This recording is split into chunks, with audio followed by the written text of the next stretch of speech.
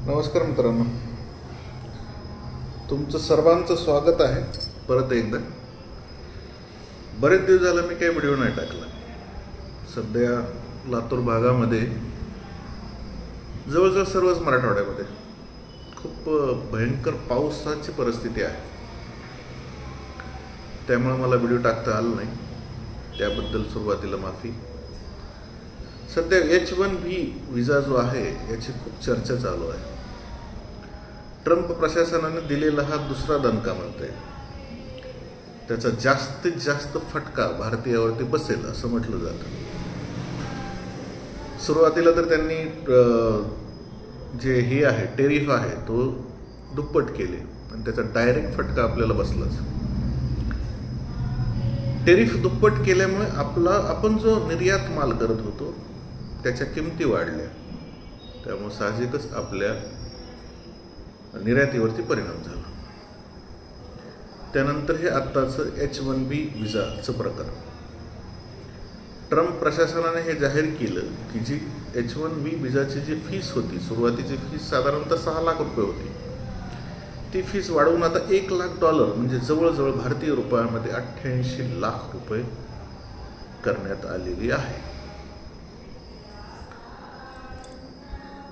H-1B विजा नेमका काय आहे? H-1B विजा हा एक तात्पुरत्या स्वरूपाचा विजा दिला जातो. सुरुवातीला 3 वर्षासाठी दिला जातो. म्हणजे जे कुशल कामगार, थोडक्यात ज्या क्षेत्रातील, IT क्षेत्रातील, परत सिव्हिल क्षेत्रातील, आर्किटेक्चर क्षेत्रातील, जे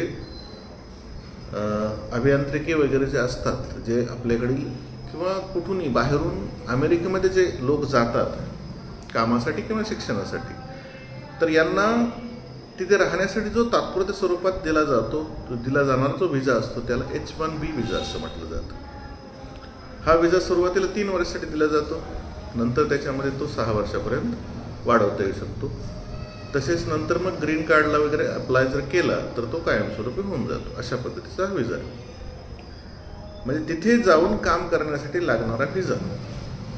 एखादी कंपनी ज्यावेळेस बाहेरून मनुष्यबळ मागवते तर ते या विजाचा खर्च पण करते, ते अप्लाय करते आणि त्याचा जो लागणारा खर्च आहे तो सगळा करून त्या व्यक्तीला बोलवलं जातं. सुरुवातीला हा खर्च वर्षाचा 6 लाख रुपये होता.